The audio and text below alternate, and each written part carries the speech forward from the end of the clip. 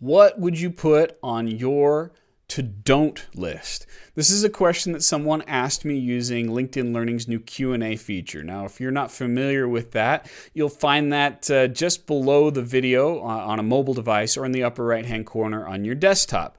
And there's a little button there where you can click Ask to ask your instructor any question related to the course. I just wanted to take a moment and respond to this question from this great LinkedIn learner about the to-don't list. I mentioned this almost in passing in this time management tip. What are some things that you would put on your to-don't list? Well, they're things that drain time and energy from your day. One thing on my to-don't list that I know is a trap for me is getting sucked into arguments on social media. Now, I'm sure as I'm talking about this, you've got some ideas of things that you could put on your to-don't list. Give it a try and make a commitment to avoid those things.